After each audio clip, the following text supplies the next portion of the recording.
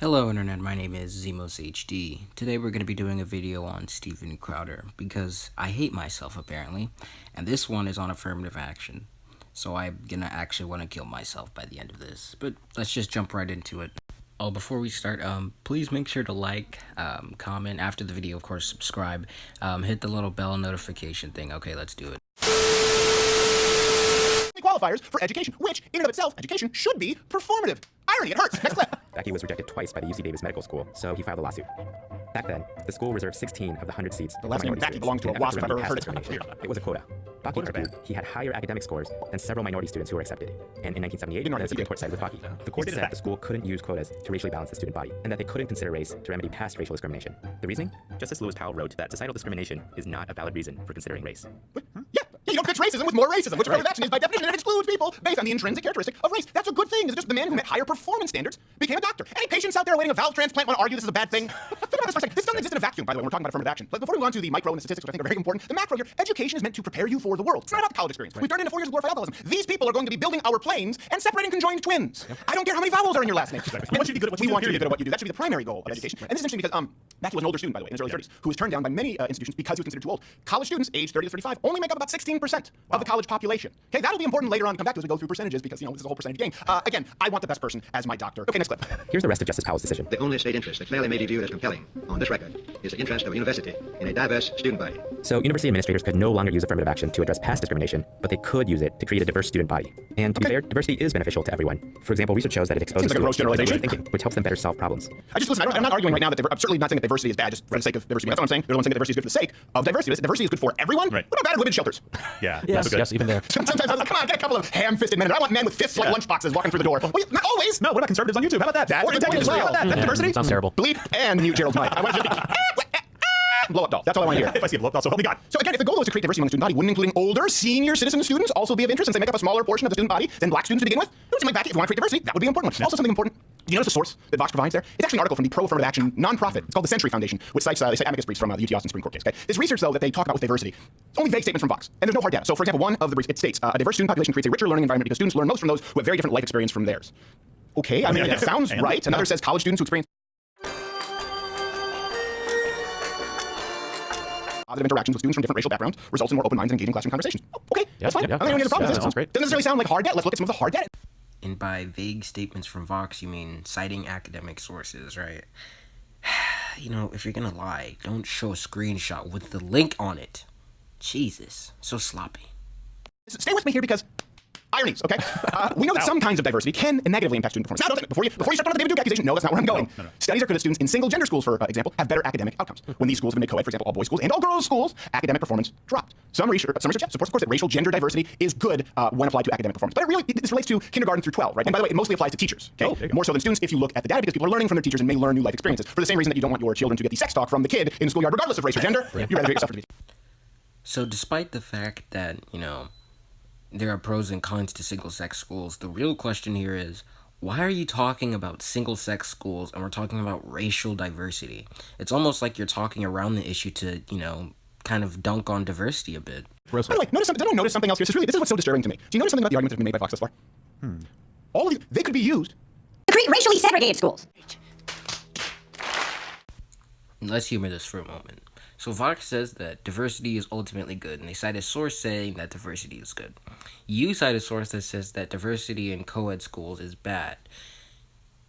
And you cite it on the basis of academic performance being lower when boys and girls are in school. Which one sounds like the stronger argument for segregation again?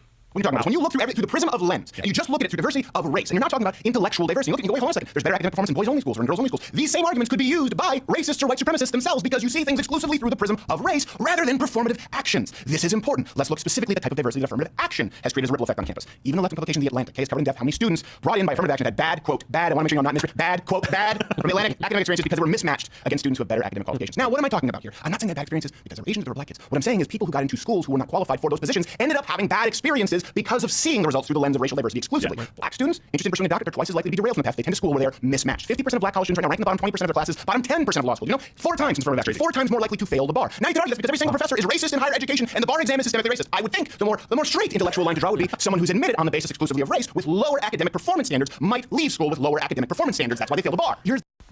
Crowder, a 2013 article isn't going to disprove the idea that affirmative action has good results, and mismatch theory has actually been debunked several times.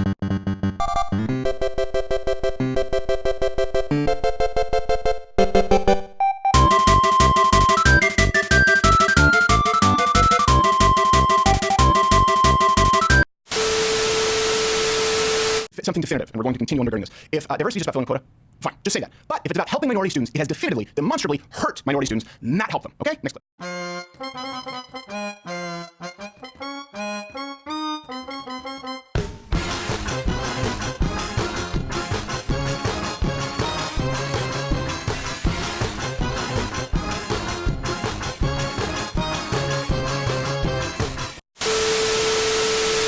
Not help them. Okay? Next clip. Harvard assigns each applicant something called a personal score to measure subjective things like kindness, courage, and leadership. And Asian applicants are scored lower on the test than white applicants. Meanwhile, Asians on score the lower in academic kindness. metric, Double sample Asian Bill's mom. applicants score higher than white applicants. Exactly who she is. So the pundits argue that since Asians have better academic profiles, Harvard is using this personal score to balance out the number of Asians they get, which is ultimately That does not sound racist, isn't it? But in this chart, you can see that the share of Asian students varies a lot from year to year. Most misleading graph in the whole If video. Harvard had a quota, you'd expect that share to stay the same.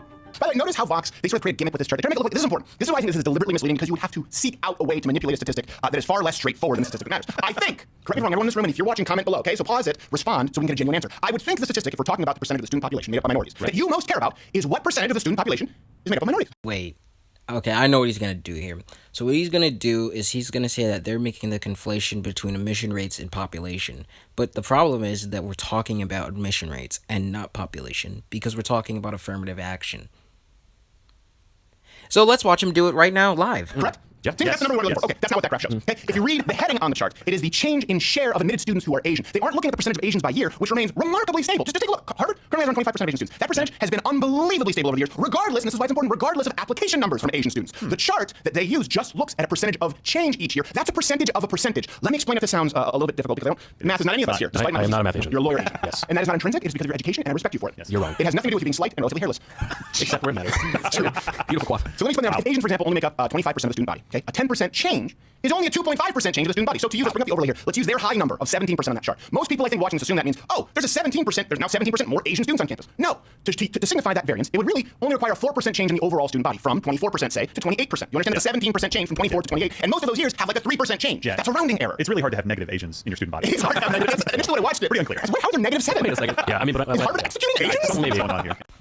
Yep, just like I said. But let's just keep trucking through. Again, the more important number, I think, too, that we should be focusing on is not only percentage-wise. I don't really actually care about percentage of the campus population. I care about people getting in who are qualified and intellectual diversity. So let's look at the number hard data. The SAT scores required to get into Harvard. These are numbers we can look at Harvard, and we know this because of the recent case. So we don't know this at all schools. It happens behind closed doors. We're fortunate enough that we know these numbers from Harvard. Okay, we have numbers of African Americans, Native Americans, Hispanics. Okay, they were accepted with SAT scores on average of 1,100. Wow. White students needed a score of at least 1310. Asian Americans needed 1350 for women and 1380 for men. Now this is important because everyone looks at this and goes, "Hold on a second. Asians have been overrepresented on college campuses. If you see everything through the prism of the lens, which I believe is inherently racist. I know I'm not supposed to say it, but I believe if you only see people as Asian, black, white in the statistical realities, you're racist. That's just an opinion. Merriam-Webster. So. Keep in mind, everyone goes, yeah, Asians are overrepresented, so that's a good thing. Well, have you done the math? An Asian woman requires a higher SAT score to get into Harvard than a white male. A white male, the pumpkin spice latte of students. So, by the way, Speaking of, please sign up for my club. Please sign up for my club. My lawyers have Asian, they're going to get everything. Notification bell if you're subscribed because subscriptions don't always work. By the way, we just upload videos every day at 8 p.m. Eastern. Join my club, liveoclator.com/myclub. Right now, we are not monetized. This is what sustains us to talk about these issues. Point well made, half Asian lawyer Bill Richmond. Next clip.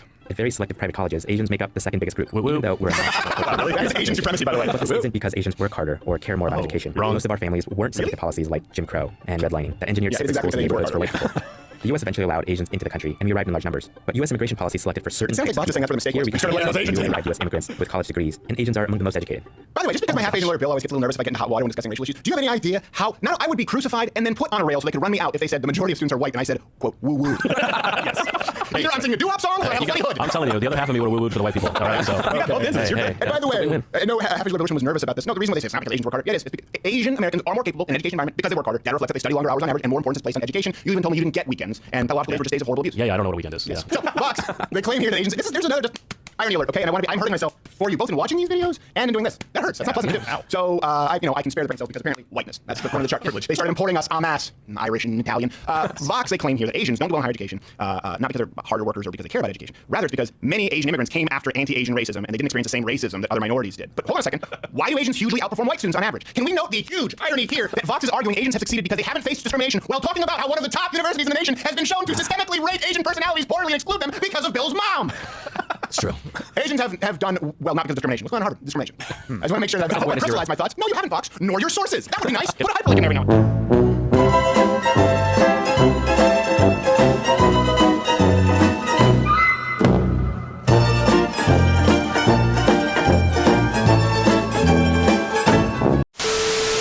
Despite this, Asians, they still outperform whites, supposedly the most privileged race ever, but Vox still doesn't give them any credit for it. I want to be clear, like, this is a statistical reality. Asian students tend to perform better, not because of skin tint, but because of studying hard better than white students on average. Don't get credit for it. Finally, As always, it's a little bit more complicated than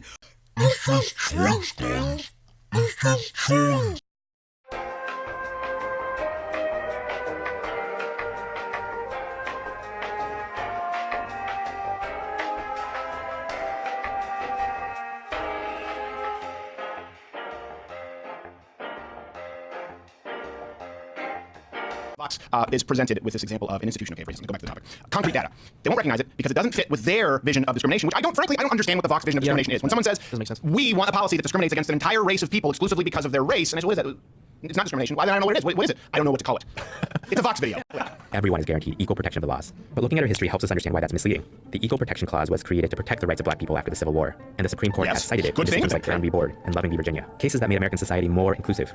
Lest we get in trouble, can we all agree that protecting rights for black Americans is a good thing? Good thing. Yeah. Good thing. Good No one here is thing. arguing, for example, for excluding blacks from civil rights as Vox would be excluding Asians from universities. I'm not sure, right? We would not sink to their level. So Vox argues that because Loving versus Virginia, that it made America more inclusive, that apparently should also act as a point in favor of affirmative action. It's the opposite of that, I would argue. Let me make my case. In those cases, we were just ensuring equal treatment under the law. Schools were no longer segregated, and interracial marriage was no longer illegal. Those cases determined that you could not exclude people from basic rights or being allowed entrance based on performative metrics through excluding them racially. I just want to be clear that we're saying the opposite. It's a little bit different. It's like we say that 10% of the population has to be interracially married. Sorry, we've reached the 90 for regular couples. You can't do it. Right. But she's really good looking. I get it. I understand. Rosario Dawson is very attractive, but if you failed our quota, would you be okay with 2019 Cyndi Lauper? The answer is always no. So, Vox's claim is that more diversity, specifically with lower income people, is better than no diversity, and so excluding one group of people wouldn't be exactly out of the table for them. But more importantly, I don't even agree with the way affirmative action is racially implemented now.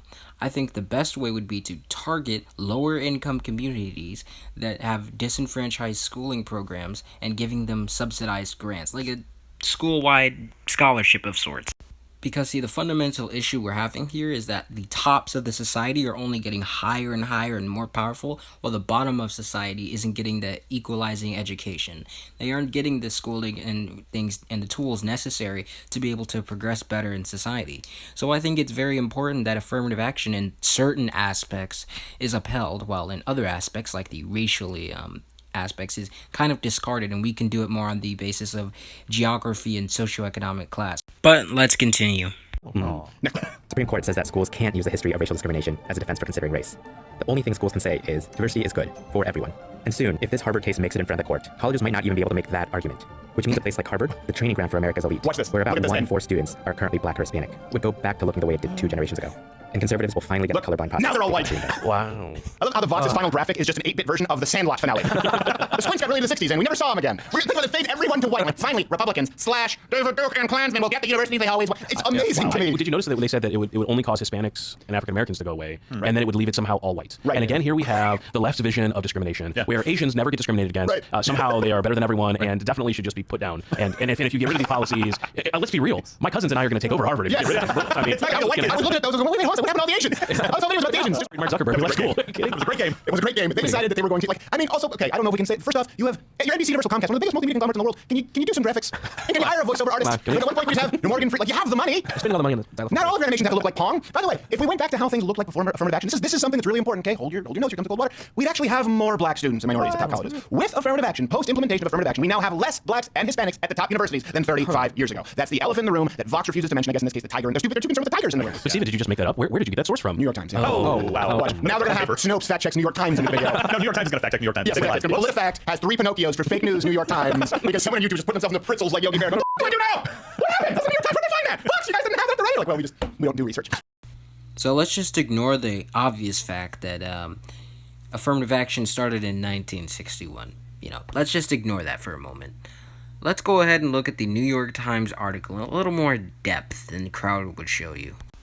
So the New York Times article actually attributes the drop in college rates to, well, who'd have guessed, outside factors that aren't affirmative action.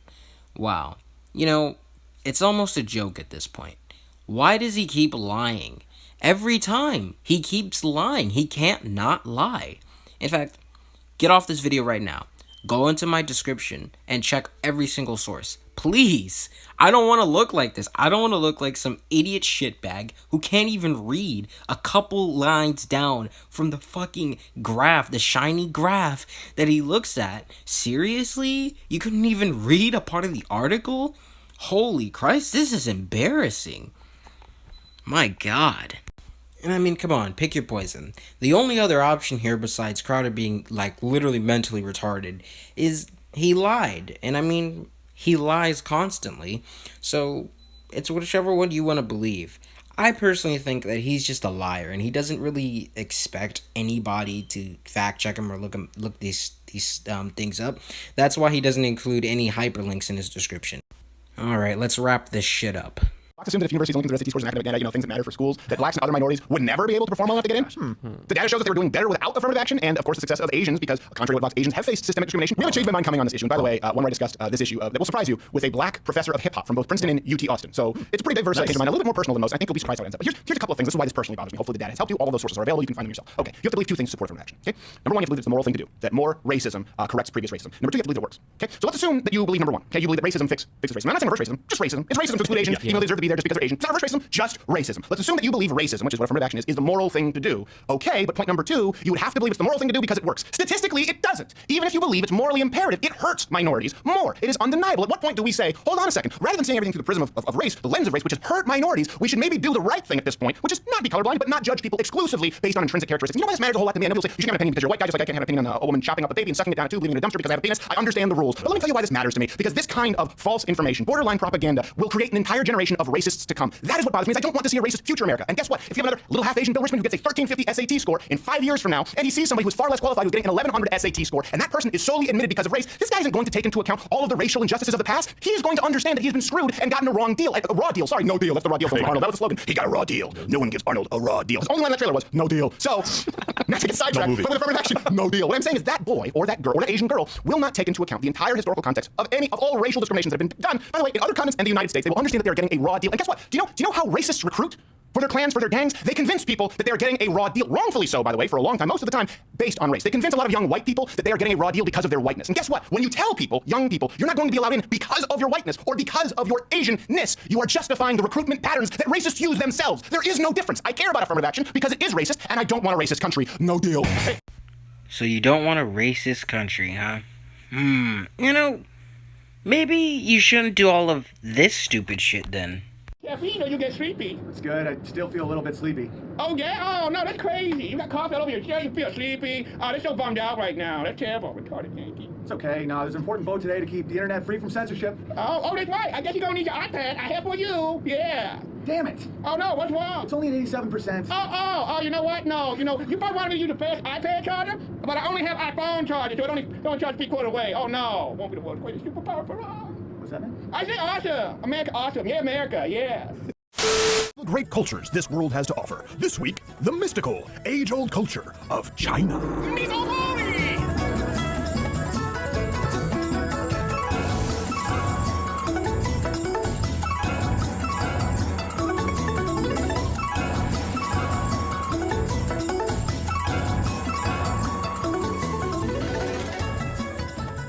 Glad to be with Shots happen to have a camera crew and call Washington Post and Los Angeles Times. Could you... It's a bad day for Asians on this show. They have a flair for the dramatic. That person, and then this girl just... Something racist. The thing that they said that was racist does not erase all the horrible behavior before that. And you know who gets the shortest end of the stick on this one? All Asians who are not this girl perpetuating the horrible original Asian stereotype. She agreed to a deal, and then, by the way, 2 more people and 2 puppies. That's the negative Asian stereotype. That they constantly try to haggle, that they constantly try to change the deal. And I know, well, this is, how dare you say this? Well, hold on a second. I wonder, where could I have possibly gotten this stereotype? Is there some place that we could have heard it before? Because Indians cannot live without a bargain, and Chinese people cannot give you a bargain. Their objective is to get every penny from you, and ours is to keep every penny. Oh, that's right. Asians. Yeah, you know, I see a bastion of racial equality and, you know, race sensitivity. I don't see a guy who immaturely, unironically laughs at Asians have buck teeth. Seriously? This is the guy that was going to try and disprove the idea of affirmative action? Holy Christ, what a fucking joke. On that note, make sure you guys like, comment, subscribe, hit the bell notification. Now, if you'll excuse me, I have to go get chemotherapy for all the cringe I was exposed to in this video. Peace.